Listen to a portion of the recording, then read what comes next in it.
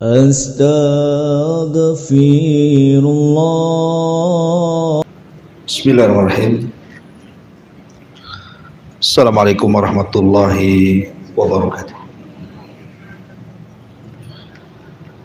Alhamdulillah wassalatu wassalamu ala Rasulillah wa ala alihi wa sahbihi wa mawalah wa la hawla wa la quwata illa billahi wa ba'du. Baik, kita lanjutkan. Kajian kita masih membahas kitab Bulughul Maram dan kita masih masuk dalam bab salat at-tatawwu, masuk pada hadis ke-357. Kita baca hadisnya dulu. Wa an Jabirin radhiyallahu anhu anna Rasulullah sallallahu alaihi wasallam qama fi syahri Ramadan thumma intadaruhu minal qabilati falam yakhruj wa qala inni khashitu an yuktaba alaikumul witr.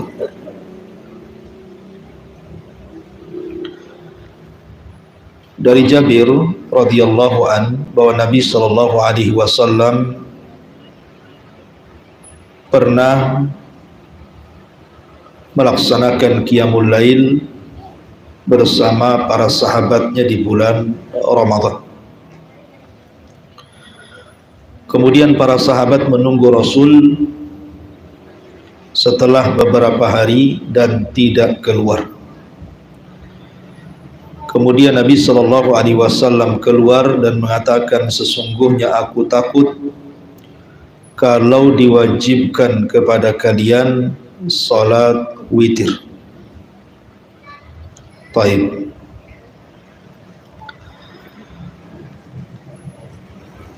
Hadis Jabir bin Abdullah radhiyallahu an, ma'ruf Jabir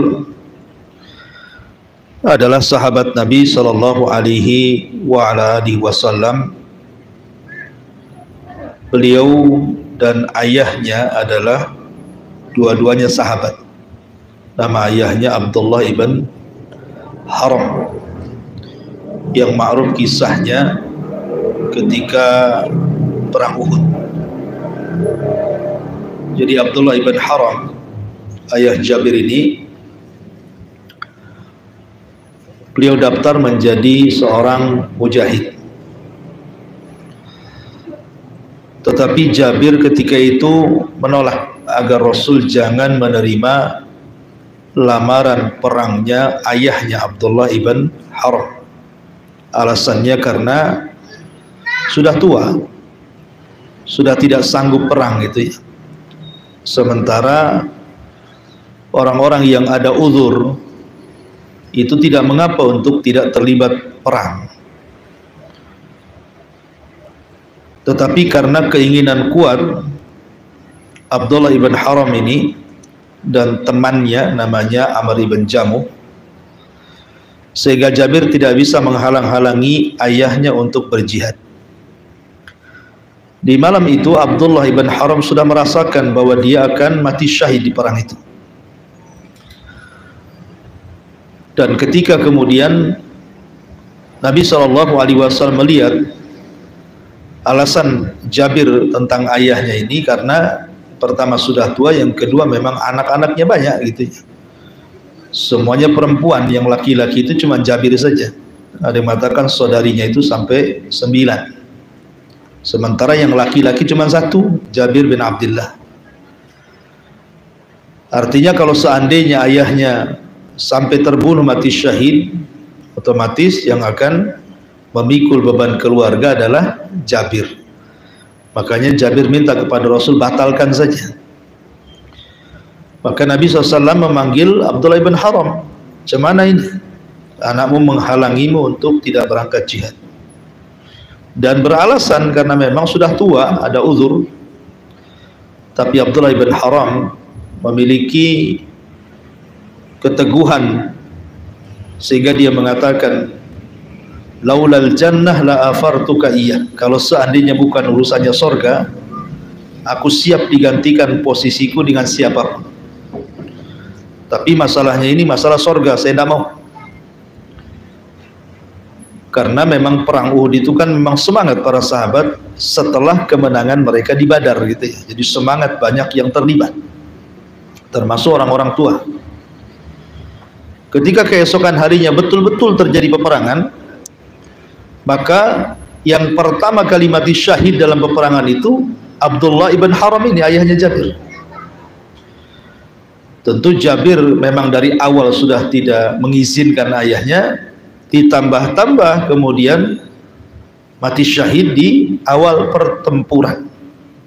Jadi selesai pertempuran, karena memang kaum muslimin mengalami kekalahan dalam perang Uhud itu, jadi Jabir itu mencari-cari jasad ayahnya. Setelah ketemu, kemudian Jabir pun menangis gitu ya, sedih dengan kematian ayahnya. Maka Nabi SAW menghibur Jabir bin Abdullah dengan mengatakan, ya Jabir, menangis ataupun tidak menangis, malaikat sudah menaungi jasad ayahmu di langit sana. Karena tiba-tiba datang awan yang menaungi jasad Abdullah ibn Haram, sementara Uhud itu kan tidak ada pohon dan panas gitu ya, sehingga ketika ada awan menaungi jasad ayahnya Jabir ini menunjukkan keutamaan Abdullah ibn Haram. Kemudian Rasul mengatakan, wahai Jabir, menangis ataupun tidak menangis ayahmu, laqad kallamallahu abaka kifahan bila turjuman. Allah sudah mengajak bicara ayahmu tanpa ada penerjemah. Jadi ketika Abdullah bin Haram meninggal, maka Allah Subhanahu wa taala mengajak bicara ruhnya dan mengatakan, tamanna ya abdi, engkau sudah mati syahid, sekarang apa yang kau minta sebagai imbalannya, kata Allah. Maka Abdullah bin Haram mengatakan, aku ingin hidup kembali, aku ingin perang kembali, dan aku ingin mati syahid kembali. Tapi Allah mengatakan, tidak mungkin orang yang sudah mati hidup lagi. Katanya Abdullah ibn Haram, ya sudah kalau begitu sampaikan posisiku di sisimu kepada mereka, anakku dan sahabat-sahabatku yang masih hidup. Dari sini kemudian Allah Subhanahu wa taala turunkan satu ayat sebagai penghabar gembiraan kepada Abdullah ibn Haram, wala tahsabannal ladina qutilu fi sabilillahi amwatan bal ahya inda rabbihim yurzaqun. Jangan kau kira orang yang mati syahid itu mereka mati, bahkan mereka hidup dan mereka senantiasa mendapatkan rizki di sisi Allah Subhanahu wa taala. Lah Jabir bin Abdullah radhiyallahu an akhirnya harus memikul beban adik-adiknya yang masih kecil.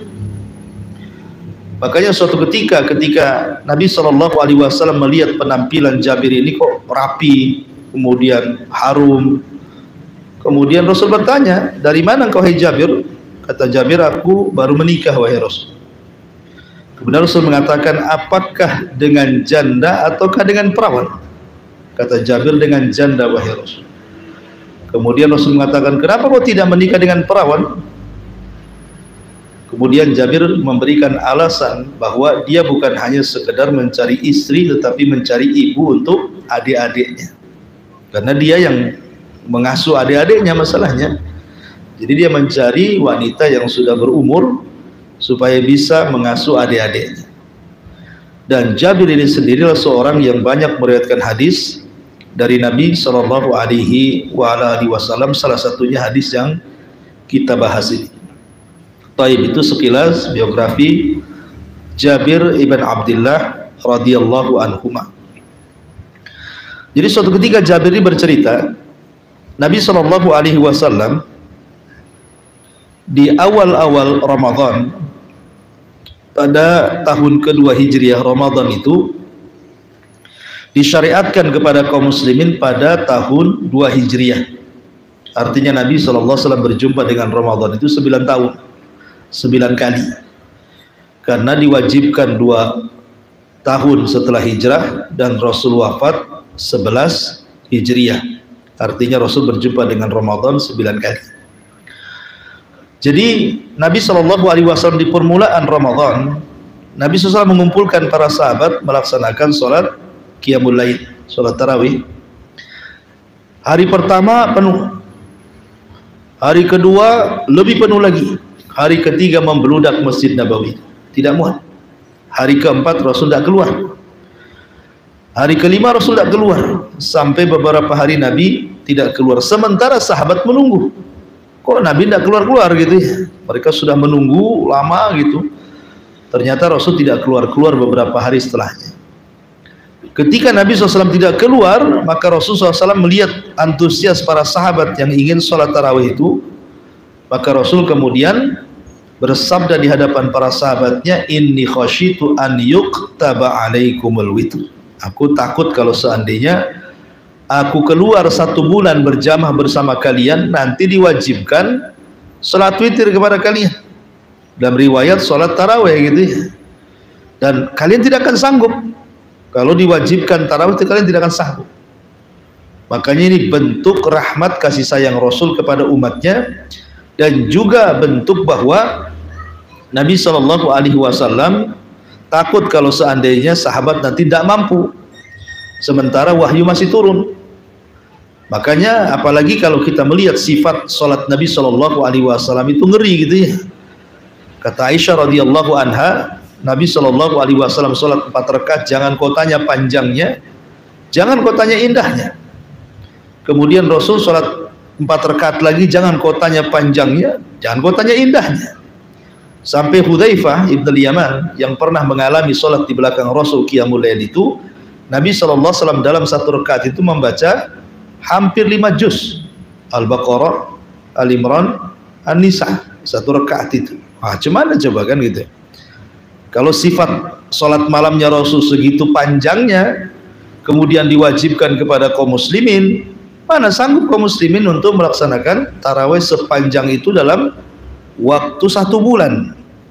Makanya Nabi SAW kemudian berhenti, tidak mau mengimami sholat, dan Rasul merintahkan mereka sholat sendiri.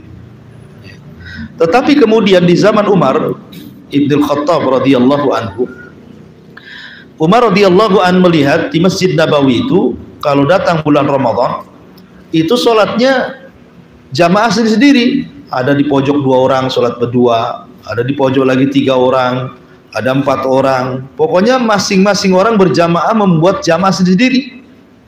Sehingga terkadang suaranya kan bersaut-saut gitu ya. Yang sana ngaji, yang sini ngaji, yang sana ngaji. Maka Umar bin Khattab ketika itu berinisiatif, kenapa kalian tidak rame-rame saja sholat jamaah? Kenapa harus sendiri gitu jamaahnya? Sini 3, sini 3, sana 4, sini 5 gitu ya. Kenapa nggak jadi satu saja, kata Umar? Akhirnya maka Umar bin Khattab kemudian mengumpulkan semua sahabat agar jangan sholat sendiri berjamaah, tetapi dikumpulkan jadi satu dengan 1 imam. Maka dipilihlah oleh Umar 2 sahabat Rasul. Pertama, Umar memilih Ubay ibn Ka'ab, memang sahabat yang direkomendasikan Rasul untuk diambil Qur'annya, dan juga sahabat yang pernah diperintah Allah Rasul untuk membacakan surah Al-Bayyinah kepada Ka'ab ini ya, Ubay bin Ka'ab. Yang kedua, Rasul Umar bin Khattab memerintahkan Tamim ibn Aus, seorang sahabat yang pernah berjumpa dengan Dajjal, dulunya seorang Nasrani kemudian masuk Islam. Nah, sejak itulah terjadi sholat berjamaah full 1 bulan atas perintah Umar bin Khattab, daripada masing-masing jamaah sendiri-sendiri akhirnya dikumpulkan jadi satu, kemudian dijadikan 1 imam ya. Imam pertama Ubay bin Ka'ab dan imam kedua Tamim ibn Aus Ad-Dari, dan 2 sahabat ini pakar-pakar Quran memang. Umar tidak sembarang memilih sahabat menjadi imam salat tarawih. Kenapa Umar berani melakukan sholat tarawih selama 1 bulan, padahal Rasul hanya 3 hari dalam bersama para sahabatnya? Karena di zaman Umar sudah tidak turun wahyu. Mungkin pula Umar jadi nabi, sehingga tidak mungkin ada kewajiban sholat. Kayak di zaman Rasul kan turun wahyu, masih turun, sehingga takutnya akhirnya diwajibkan. Tapi di zaman Umar sudah tidak ada turun wahyu, sehingga tidak takut untuk diwajibkan lagi. Makanya Umar berani. Dan kebiasaan Umar bin Khattab masuk pada hadis Nabi sallallahu alaihi wasallam, "Alaikum bisunnati wa sunnatil khulafa ar-rasyidin." Wajib atas kalian berpegang dengan sunnahku dan sunnah khulafa ar-rasyidin. Artinya bahwa salat tarawih selama 1 bulan dipimpin oleh satu imam adalah sunnahnya khulafa rasyidin, bukan bid'ah. Ya, bukan perkara bid'ah, tapi ada sunnahnya. Sunnah khulafa ar-rasyidin Umar bin Khattab. Dan Umar bin Khattab tidak membuat bid'ah, tetapi Umar melanjutkan apa yang pernah dibuat Nabi.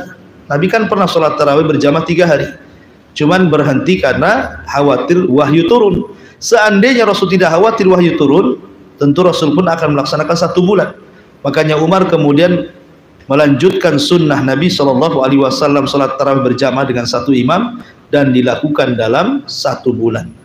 Lah, sunnah ini kemudian diteruskan di zaman Utsman, kemudian diteruskan di zaman Ali, kemudian diteruskan di zaman Hasan, kemudian diteruskan di zaman Muawiyah, kemudian diteruskan oleh Bani Umayyah, Bani Abbasiyah, dan para ulama yang lainnya sampai hari ini.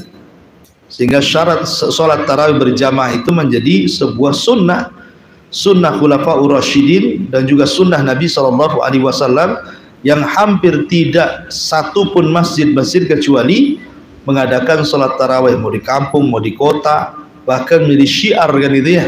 Syiar bagi kaum muslimin kalau datang bulan Ramadan, kalau tidak ada tarawih nampaknya tidak Ramadan tuh. Ya.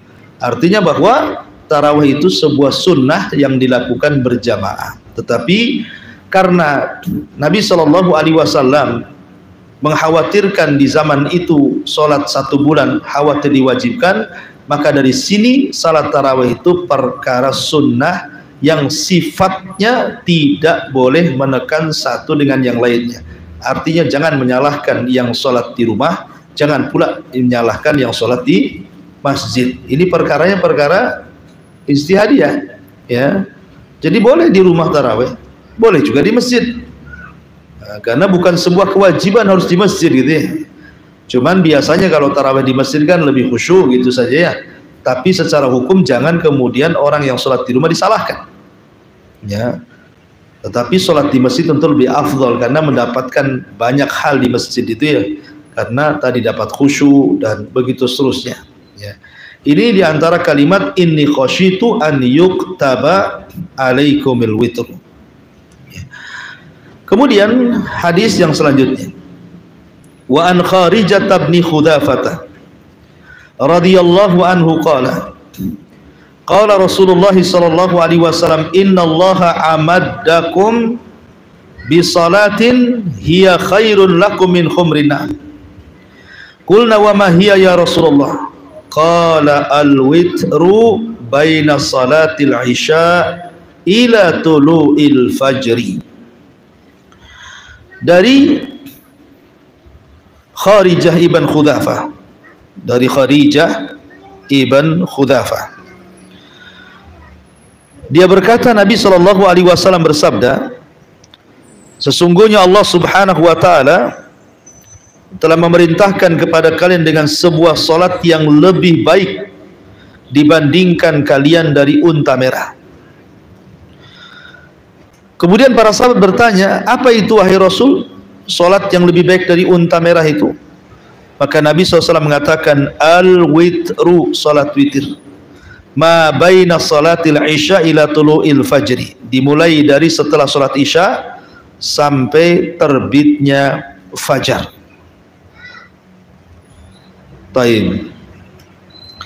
Dalam hadis ini Nabi SAW menjelaskan kepada kita tentang keutamaan salat malam. Maksudnya salat witir. Salat witir itu termasuk salat malam gitu ya. Kalau disebut salat malam berarti mencakup witir dan tahajud. Ya. Lah Nabi SAW mengatakan bahwa salat witir itu jauh dibandingkan unta merah. Ingat unta merah itu di zaman Nabi adalah kendaraan yang diminati orang-orang kaya. Hanya orang-orang kaya yang punya. Orang-orang miskin tidak punya unta merah. Artinya ini simbol kekayaan, simbol kemegahan gitu ya. Kalau orang punya unta merah itu berarti memang orang itu kaya, orang itu pejabat gitu ya mungkin. Artinya disimbolkan dengan dunia, bahwa sholat witir itu jauh lebih baik dibandingkan dunia, karena ada juga hadis Nabi Shallallahu Alaihi Wasallam ya yang menjelaskan tentang keagungan banyak sekali sholat witir ini, sampai-sampai kata para ulama, barang siapa yang melaksanakan sholat witir seolah-olah dia telah melaksanakan semua qiyamul lail. Siapa yang melaksanakan sholat witir itu seolah-olah dia sudah menghabiskan malam itu dengan qiyamul lail. Karena memang dari sekian banyak sholat sunnah yang paling afdol setelah sholat wajib itu sholat witir. Witir itu sholat yang lebih afdol dari semua sholat sunnah. Mau dibandingkan dengan sholat sunnah manapun, maka witir lebih afdol. Walaupun demikian, tetapi witir itu perkara yang mudah dilakukan, karena bisa dilakukan selepas isya sebelum tidur, atau dilakukan tengah malam setelah tidur, dan hanya bisa dilakukan, boleh dilakukan 1 rakaat. Kalau mau 3 rakaat lebih afdol, 5 rakaat lebih afdol, tetapi kalau seandainya 1 rakaat saja sudah bisa dilakukan, dan itu keutamaan yang luar biasa ya, sholat witir sebelum tidur ataukah setelah tidur. Ma'asyiral muslimat yang dimuliakan Allah Azza wa Jalla, adapun kalau seandainya witir itu dilakukan setelah tidur, maka itu lebih afdol, apalagi dilakukan sepertiga malam akhir. Makanya kata para ulama, kalau seseorang ini memang tidak pernah meninggalkan qiyamul lail, atau orang yang mau memulai ibadah qiyamul lail gitu ya, sudah ada azam pengen sholat malam, ini faedahnya banyak sekali. Dimulai daripada setelah isya sebelum tidur. Pertama Bu, niatkan ibu kalau bangun mau sholat witir. Niat itu penting. Kata Nabi Shallallahu Alaihi Wasallam, barang siapa yang menuju pembaringannya, maksudnya menuju firashnya, tidurnya, dan dia niat untuk bangun tengah malam melaksanakan sholat qiyamul lail, kemudian Allah takdirkan tidak kecapean, tahu-tahu bangun subuh, maka Rasul mengatakan tetap kutibalahu qiyamul lail, tetap dicatat seolah-olah dia melaksanakan sholat malam ya. Jadi kalau orang niat saja nih, niat saya mau, ya Allah bangunkan saya lah, nanti sepertiga malam saya ingin bangun, dan niat tuh kan, kemudian Allah takdirkan bablas sampai subuh, maka ibu dicatat sebagai orang yang melaksanakan qiyamul lail, melaksanakan witir dan tahajud. Artinya bahwa tidurnya saja jadi ibadah gitu ya, tidurnya itu jadi ibadah. Kemudian yang kedua, untuk membantu seseorang itu bisa bangun di tengah malam, biasakan seseorang itu berwudu ya, sampai kata para ulama, ini faedahnya ya, orang yang ketika tidur sebelumnya dia berwudu, artinya kan dalam kondisi suci ya. Maka ruh ini kalau seandainya seseorang tertidur, ruh seorang mukmin ini ketika tidur kan sama dengan kematian. Ingat, tidur itu akhul maut, tidur itu saudara kematian. Makanya ketika Rasul ditanya tentang apakah penduduk surga tidur, kata Rasul tidak, karena tidur itu saudara kematian, dan di surga tidak ada kematian. Artinya penduduk surga tidak mungkin tidur, mereka akan merasakan nikmat luar biasa dan tidak akan pernah ngantuk. Maka karena tidur ini adalah akhul maut, saudara kematian, artinya ruh itu bisa kembali, bisa tidak. Namanya saudara kematian, bisa kembali ke jasadnya, bisa juga tidak kembali ya.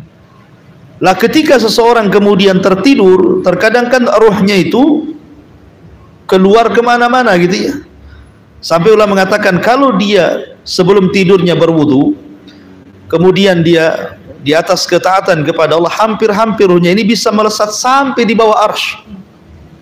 Tapi naudzubillah, kalau seandainya seseorang itu sudah tidak berwudu tidak suci, kemudian maksiat kepada Allah, kemudian dia tidur, boleh jadi rohnya ini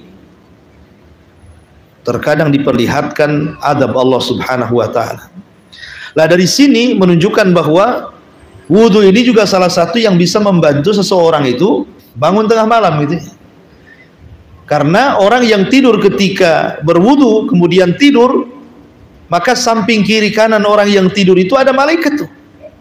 Jadi malaikat sebelah kanan sebelah kiri itu mendoakan orang yang tidur. Jadi kita kan tidur kadang-kadang guling kiri, guling kanan gitu ya. Apabila dia mengguling ke kiri, maka malaikat sebelah kiri akan mengatakan Allahumma gfir lahu, Allahumma arhamhu. Ya Allah, ampuni orang ini, rahmati orang ini. Nanti guling lagi ke sebelah kanan, malaikat sebelah kanan ngomong gitu lagi. Jadi terus didoakan malaikat sampai dia terbangun.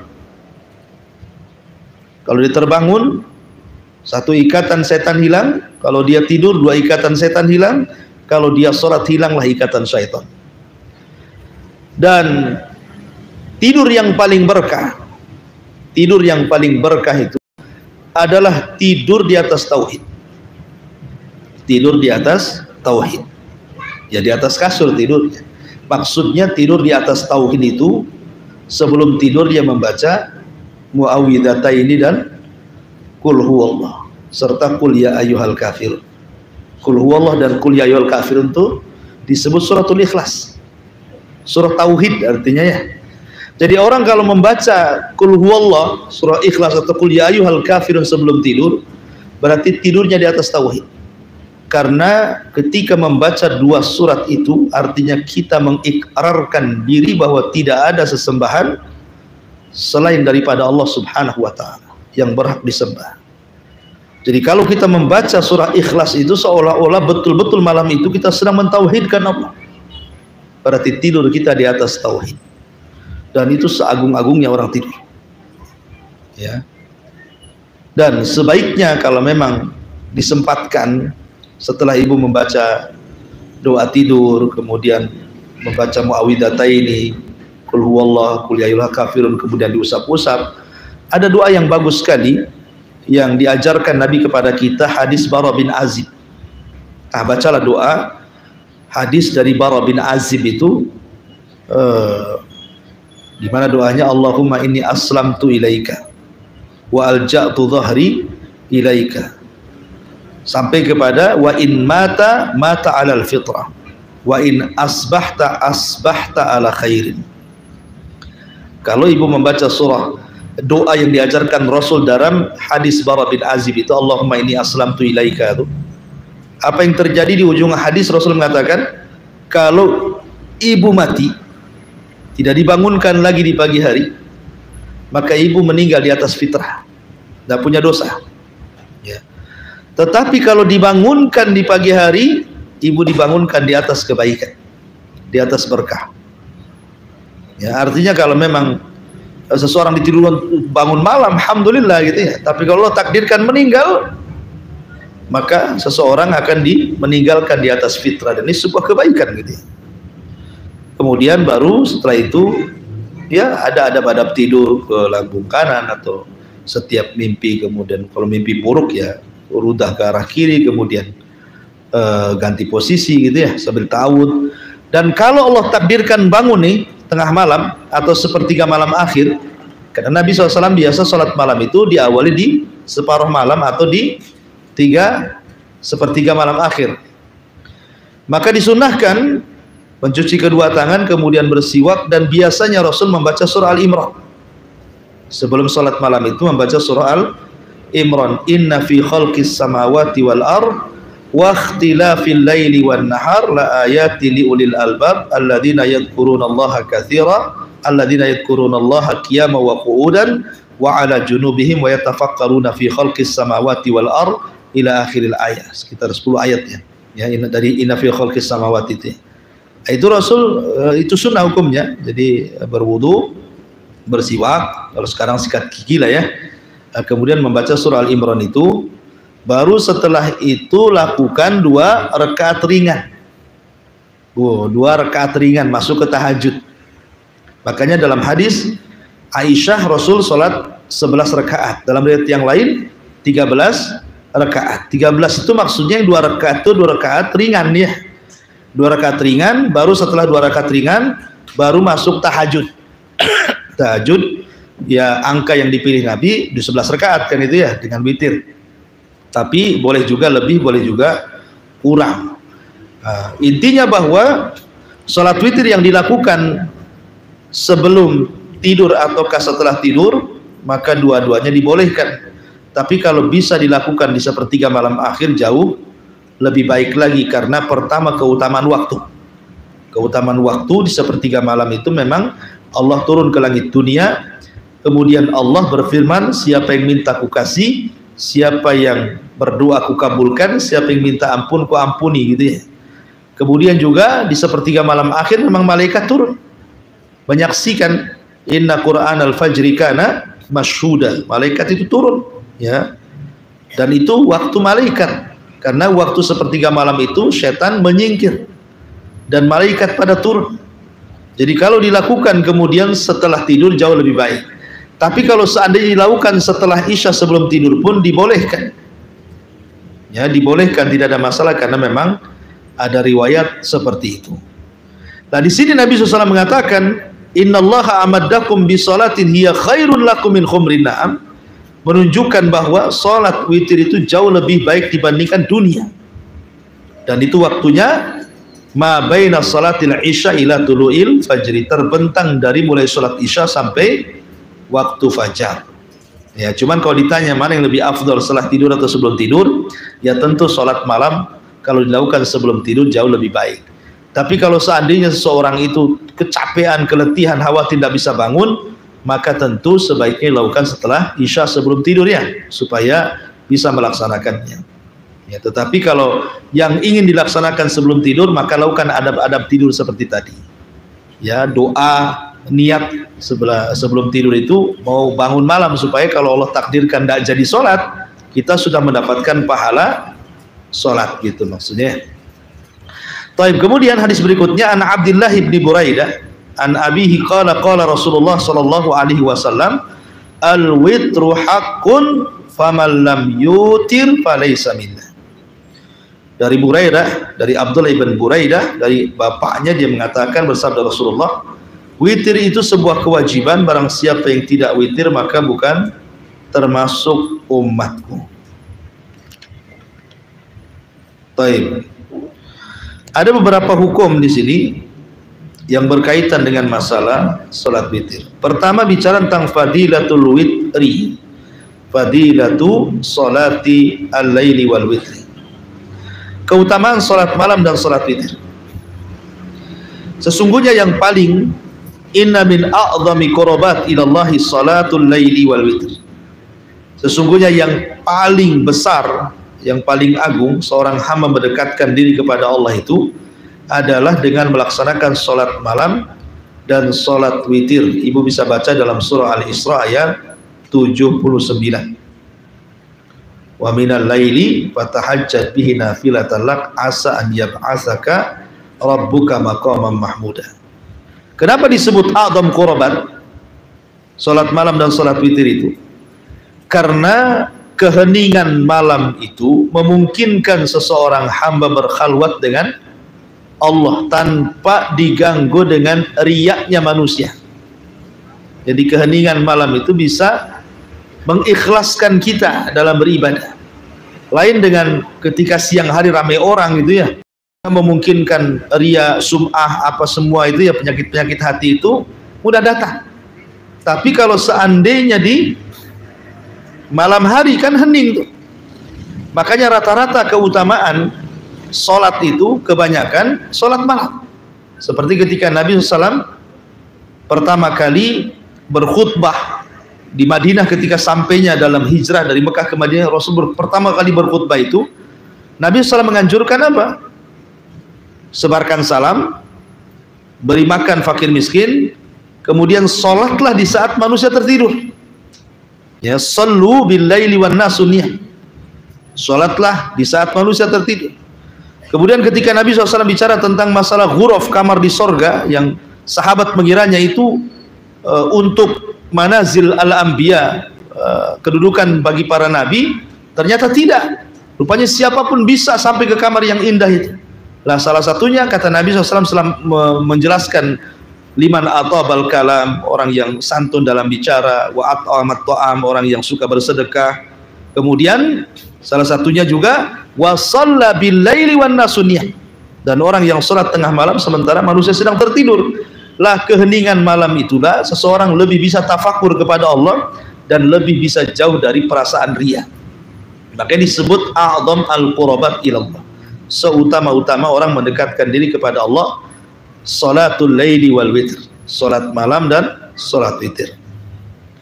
Dan ingat bahwa saking cintanya Nabi SAW dengan salat witir itu, sampai-sampai Rasul tidak pernah meninggalkan witir, baik ketika safar atau ketika hadar, ketika mukim atau ketika safar, kecuali dalam satu kondisi di Muzdalifah.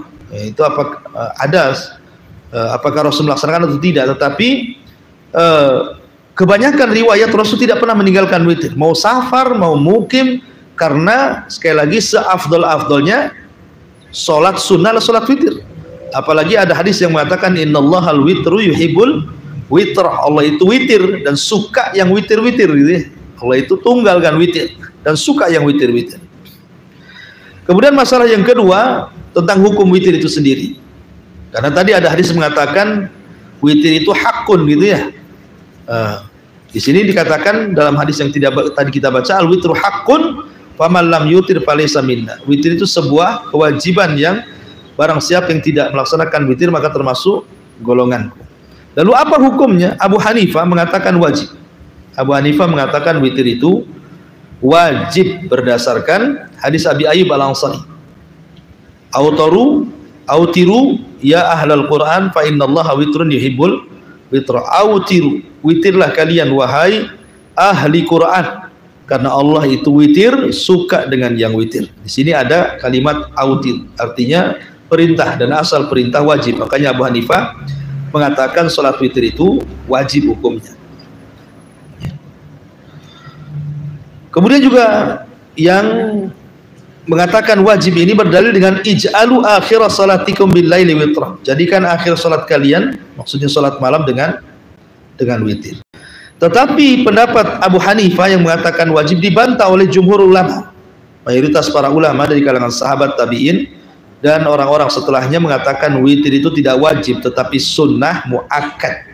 Ya, sunnah muakkad, karena berdasarkan umumnya hadis Talha ibn Ubaidillah yang terdapat dalam Sahihaini ketika Rasul mengatakan khamsu salawat fil yaumi wa lailah, qala hal alayya ghairaha, qala la illa an tatawwa. Ketika Rasul merintahkan Talha bin Ubaidillah salat 5 waktu, kemudian dia mengatakan apakah ada kewajiban selain salat 5 waktu itu ya Rasul? Kata Rasul, tidak, kecuali kau mau menambah dengan sunnah. Dari sini menunjukkan yang wajib itu yang 5 waktu saja, selain yang 5 waktu hukumnya sunnah. Ada sunnah biasa namanya nawafil, ya, ada sunnah muakkad, artinya di atas hukumnya sunnah biasa.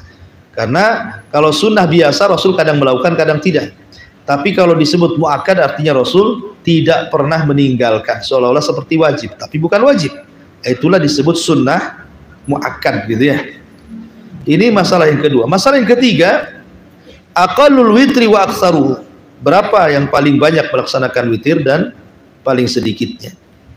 Imam Nawawi mengatakan bahwa madhab kami, maksudnya Syafi'i, paling sedikit 1 rakaat dan paling banyak 11 rakaat. Dalam riwayat atau 13 rakaat. Ini menurut Imam An-Nawawi rahimahullahu ta'ala. Tetapi Abu Hanifah mengatakan tidak. Abu Hanifah mengatakan tidak boleh witir itu 1 rakaat.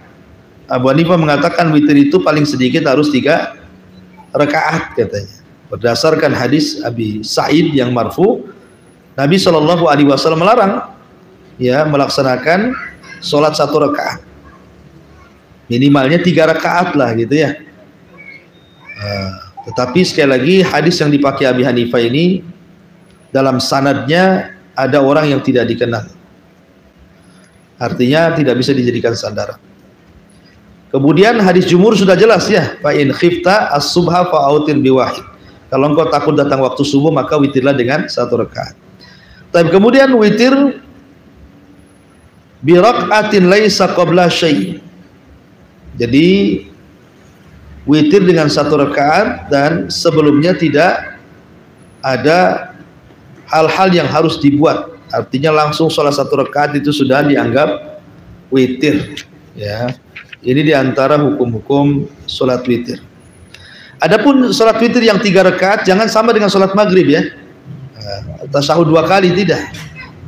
Tapi tidak dipisah kecuali kalau menggunakan 2 salam.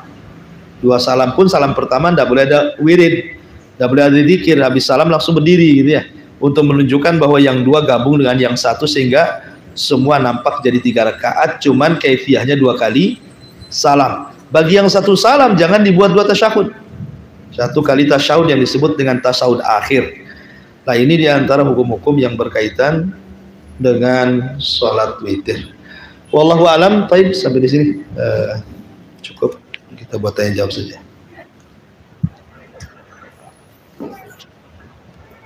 Assalamualaikum warahmatullahi wabarakatuh. Waalaikumsalam. Izin bertanya Ustaz. Ya. Yang pertama, tadi kan sholat tarawih itu boleh di rumah. Nah, bagaimana kalau sholat tarawih itu suami dan istri itu sholatnya di rumah saja? Yang kedua, yang tadi ada dikatakan sholat tarawih sahabat itu tamim perlu bertemu dengan dajjal. Minta tolong diceritakan. Iya. Alhamdulillah, tidak mengapa suami sholat di rumah dengan istri berjamaah sholat tarawih, tidak apa-apa. Tetapi kan sekali lagi kan ada afdoliyahnya gitu ya. Suami sholat ke masjid tarawih tentu lebih afdol gitu kata ulama. Tetapi bukan berarti kemudian kalau suami sholat di rumah salah, enggak. Karena sholat witir berjamaah beda dengan sholat wajib berjamaah hukumnya kan. Kenapa? Karena ada perbuatan Rasul tidak berjamaah selama 1 bulan. Yang berjamaah selama 1 bulan itu kan Umar bin Khattab, ya kan, dengan Tamim ibn Aus Ad-Dari dan Ubay bin Ka'ab, dan juga diikuti oleh orang-orang setelahnya.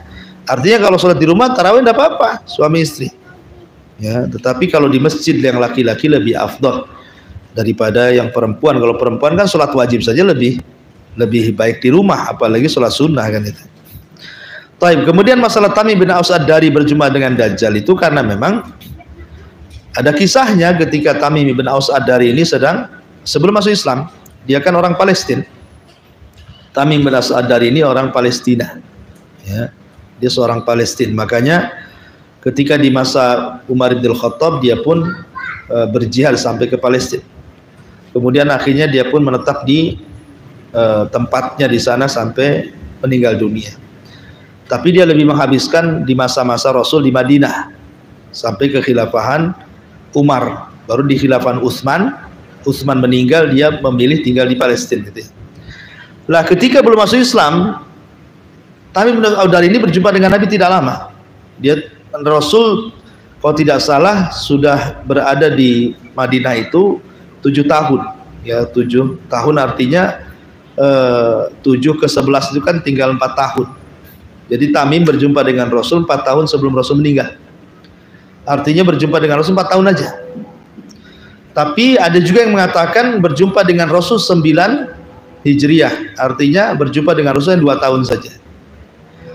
Tetapi sesingkat itu Tamim bin Aus Ad-Dari menjadi orang alim. Bahkan di antara orang yang menghatamkan Al-Quran setiap malam gitu ya, kebanyakan malamnya menghatamkan Quran itu salah satunya setelah Utsman bin Affan adalah Tamim ibn Aus Ad-Dari. Lah sebelum masuk Islam dia itu seorang pendeta. Tamim bin Aus Ad-Dari ini seorang pendeta, menguasai banyak kitab-kitab lah kan itu.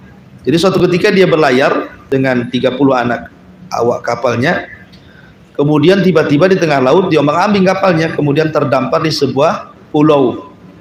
Ada yang berusaha kemudian memprediksi pulau apa dan di laut mana gitu ya. Ada yang mengatakan di laut Yaman, pulaunya namanya Sakotrah ya. Tapi jelas ini tidak benar ya. Di Yaman itu ada yang disebut dengan Pulau Dajjal, namanya Socotra. Ada juga yang mengatakan bahwa Laut Syam, wallahu alam, kan tidak dijelaskan pulaunya dalam hadis itu. Cuma orang menerka-nerka aja, pulaunya ada di Yaman, namanya Socotra. Itu orang-orang Yaman menyebutnya Pulau Dajjal katanya ya. Karena di situ ada pohon apa gitu ya. Tapi sekali lagi ini perkara gaib, kita tidak tahu bahwa pulaunya apakah di Laut Syam atau Laut Yaman. Yang jelas Tamim terdampar di sebuah pulau dengan 30 awak kapalnya.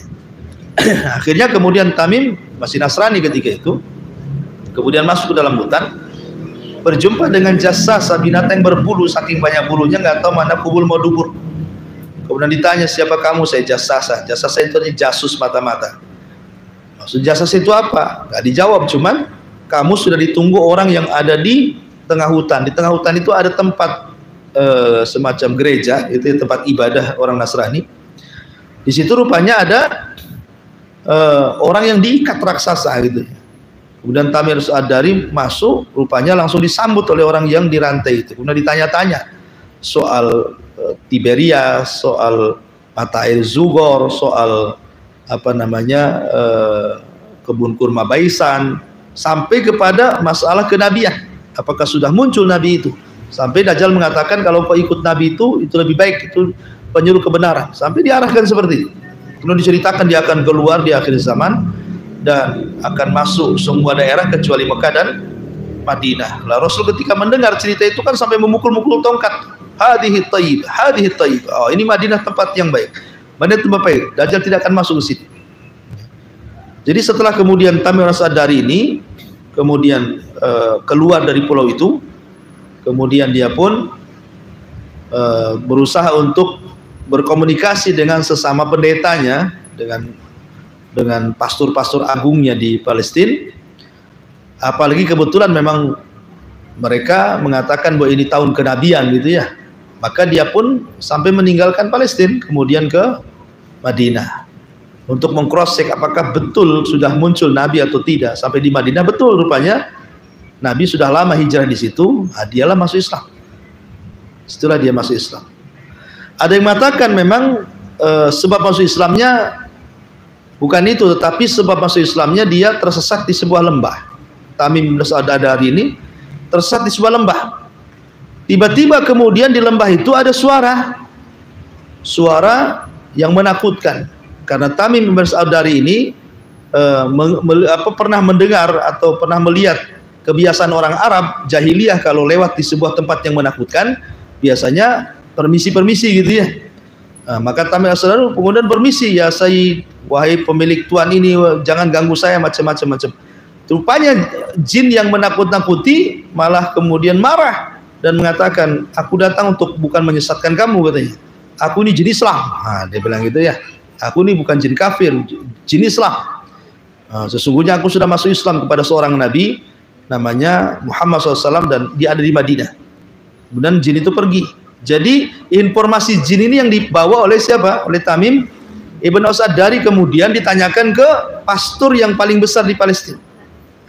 Kemudian pastor membenarkan ucapan jin itu. Dari situlah Tamim As-Sa'dari akhirnya berangkat ke Madinah dan masuk Islam. Ada juga penyebab Islamnya karena sebab ini. Tapi yang jelas buat Tamim As-Sa'dari ketika menceritakan kisah berjumpa dengan Dajjal dibenarkan Nabi. Bahkan Rasul yang mengatakan, wahai Tamim, tahukah kamu siapa yang kau temui di dalam hutan itu, di bangunan tua itu? Tamim As-Sa'dari nggak tahu. Itulah Dajjal katanya Rasul. Itulah Dajjal. Dari sini menunjukkan satu sahabat yang berjumpa dengan Dajjal, Tamim Ibn As-Sa'dari. Dan ini juga salah satu yang membantah bahwa Ibnu Sayyad itu Dajjal. Dan Ibnu Sayyad kan hidup di Madinah, Dajjal tidak di Madinah. Kalau ini kan benar di pulau gitu ya. Di pulau entah berantah pulau mana gitu, ditemui oleh Tamim As-Sa'dari. Apakah dia di Laut Yaman ataukah dia di Laut Syam? Yang jelas bahwa dia berjumpa dengan Dajjal. Dan setelah dia masuk Islam, banyak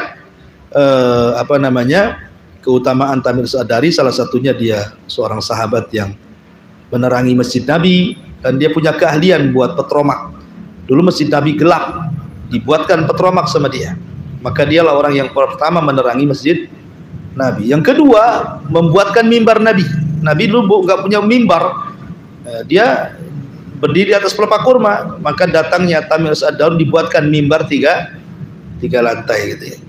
Dan Salah satu yang menakjubkan dari kebiasaan Tamim ibn Aus Ad-Dari ini, dia kalau setiap sholat dia di Masjid Nabawi, selalu dia menepuk orang sebelah kiri dan kanannya, kemudian dia pulang makan di rumah. Ya, siapapun yang di samping kiri kanannya pasti ditarik makan di rumah. Setiap sholat. Ya, itulah kehebatan dia, sedekah ngasih makan. Mau siapa aja samping kiri kanan langsung ditarik, harus makan di rumahnya. Itu kebiasaan dia seperti itu ya. Dan itu tidak ada, cuma dia aja yang seperti itu. Setiap sholat nari orang di kiri kanan makan di rumahnya.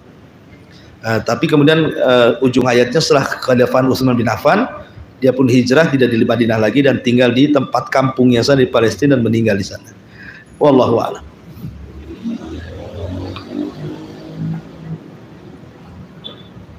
Aku minta satu lagi tadi kan sebelum sholat zikir atau sholat malam itu lagi membaca surat Al-Baqarah. Itu ada ayat fisiknya Ustaz atau bagaimana? Tadi ada inna fi khalqis samawati wal ardi. Karena Nabi SAW suatu ketika, dalilnya adalah, jadi suatu ketika Rasul itu mulai dari Isya menangis sampai subuh. Ya, Rasul menangis mulai dari Isya sampai subuh dalam sholatnya. Dan itu belum pernah Rasul lakukan sepanjang malam menangis terus sampai subuh itu. Jadi Aisyah radhiyallahu anha heran gitu, kenapa Rasul kok sedih sekali dari Isya sampai subuh nangis terus kan? Kemudian Aisyah bertanya kepada Rasul itu, kenapa semalam kok Anda sedih begini-begini? Kemudian Rasul mengatakan semalam turun ayat kepada ayat yang luar biasa. Nah, Rasul mengatakan, membacakan ayat inna fi khalqis samawati wal ard wa ikhtilafil laili wan nahar la ayatin liulil albab alladzina yadhkurunallaha qiyaman wa qu'udan wa ala junubihim wa yatafakkaruna fi khalqis samawati wal ard rabbana ma khalaqta hadza batila subhanaka innaka seterusnya. Itu panjang, sekitar 10 ayat lah ya. Itu disunahkan karena itu kan di malam hari kan, tafakkur itu kan ayat tentang tafakkur, ayat tentang bagaimana kita merenungkan malam, adanya ada siang, ada malam, penciptaan langit dan bumi gitu kan. Kita kan tafakkur di malam hari. Nah, makanya disunahkan habis bersiwak baca itu kemudian salat gitu ya. Wallahu a'lam. Assalamualaikum warahmatullahi wabarakatuh. Mau bertanya tentang jamaah sholat Ustaz. Setahu kita kan jamaah sholat ini ada jamaah takdim dan ada jamaah akhir. Yang zuhur dikerjakan di belakangan atau asar di awal takdim. Ustaz, ini kan ada perjalanan kapal pendek Ustaz. Perasaan perkiraan waktunya itu asar itu kita sudah di rumah gitu. Jadi tadinya zuhur tidak mau jamaah asar gitu. Jadi kalau Allah asar itu tidak terjadi di rumah dan maghrib gitu. Jadi jamaah asar yang tertinggal itu kita mengajarkannya di mana? Yang tadi lebih. Iya, alhamdulillah. Kalau seseorang tidak memperkirakan dalam safarnya tujuan yang dituju itu, maka sebaiknya di jamaah takdim. Ya. Tapi kalau seandainya tertuju gitu ya, maka ditakhir juga nggak apa-apa. Tetapi bagi orang yang salah perkiraan, tadi kan salah perkiraan nih, ya, diperkirakan sampai sana asar lah, dah asar di sana aja lah, gitu ya. Rupanya kendala mobil macet lah, ini itulah ini macam-macam. Tahu-tahu tidak sampai ke tujuan. Di mana sholatnya? Di jalan lah sholatnya. Ya, di kendaraan, di kereta, di pesawat, tidak apa-apa. Ya, karena tidak boleh menjama asar dengan maghrib. Itu beda waktu. Jama itu hanya boleh salat siang dengan siang, salat malam dengan malam. Maksudnya salat siang dengan siang, duhur dengan asar kan siang, maghrib udah malam dengan isya. Nah, yang gak ada gandengannya kan subuh tuh. Nah, karena subuh kan pagi nggak ada sholat dua, cuma satu subuh. Kalau siang kan dua sholatnya, duhur asar, malam ada dua, maghrib isya. Jadi jamaah itu disesuaikan dengan waktu. Nah, berarti kalau di tengah jalan, ya sholat di jalan lah. Jadi kalau berkendara asarnya itu memang tidak bisa dikerjakan di jalan dan waktu itu nggak mungkin lah nggak bisa dikerjakan di jalan. Ini saat itu kami di dalam kapal tempat duduknya itu di luar bisa tayamum, nggak usah pedulikan orang. Kenapa mempedulikan orang? Pemain macet tuh, langsung tayamum. langsung. Nggak peduli, jangan pedulikan orang. Kalau pedulikan orang nggak sholat lah. Nanti ninggalin sholat berdosa. Ya, dalam kondisi apapun sholat nggak bisa ditinggalkan. Mau dalam kondisi berdiri, mau dalam kondisi duduk gitu ya. Walaupun dalam kapal nggak mustahil lah bisa dikerjakan, karena nggak bisa wudhu pun dalam Islam boleh tayamum. Tayamum sholat di situ lah, tempat situ. Emang seperti apa kondisinya orang? Susah-susahnya itu paling gantung berdiri lah kan itu ya. Itu pun masih bisa sholat dengan isyarat kan? Iya. Ya kalau sholatnya kayak umumnya perlu tempat luas ya ganggu orang namanya. Nah, kan bisa dengan isyarat. Dengan isyarat pamannya lehernya ketika ruku lebih tinggi dibandingkan ketika sujud, itu aja. Ya. Karena dalam kondisi darurat itu membolehkan sesuatu yang dilarang. Pamannya dalam kondisi darurat nih, kalau saya sholat di bus atau di kapal nanti ada laki-laki kesentuh, darurat. Jangankan itu, sholat di kamar mandi aja boleh. Oh darurat. Ibu masuk kamar mandi, kebetulan kamar mandi ibu itu pakai kat, mewah kali, pakai kat masuk kamar mandinya kan. Tahu-tahu kekunci, nunggu suami lama. Ini dasar mau maghrib. Kalau mau nunggu suami, ya udah sholat dalam kamar mandi. Kenapa? Karena meninggalkan wajib lebih dosa dibandingkan melaksanakan yang haram. Asalnya melaksanakan yang haram, melaksanakan sholat di kamar mandi itu haram, tidak boleh. Tapi masih ringan dosanya dibandingkan meninggalkan yang wajib, gitu maksudnya. Ya, itu kalau terkunci, kita terkunci di kamar mandi, tidak bisa keluar nih. Gimana caranya? Ini waktu sholat demo ini, sholat aja di situ. Dalam darurat ya, kondisi darurat. Tapi kalau mungkin kan suami tak lagi 5:30 datang, tunggu aja lah, rendam dulu di situ kan. Itu. Allahu a'lam. Baik. Ustaz, sholat witir yang 3 rakaat tadi itu saya belum paham. Ya, dia juga ada tasyahud yang kedua ya. Jangan seperti sholat maghrib. Iya, jangan seperti sholat maghrib. Kalau sholat maghrib kan 2 tasyahud. Kalau witir tidak ada 2 tasyahud, tasyahud akhir aja. Jadi pas rakaat kedua langsung berdiri gitu maksudnya. Iya. Iya. Sudah.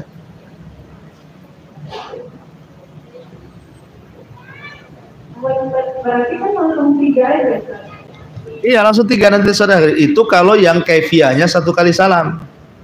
Kalau yang 2 salam ya 2 rakaat salam baru berdiri lagi tanpa ada jeda, langsung tambah 1 rakaat lagi. Tetap 3 rakaat tapi kaifiahnya 2 salam. Ada yang 1 salam ada 2 salam gitu maksudnya. Tapi jangan ada jeda. Ya langsung berdiri. Habis salam berdiri lagi gitu ya.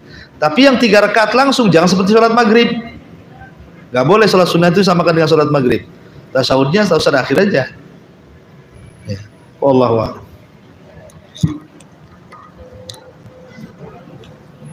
Ya.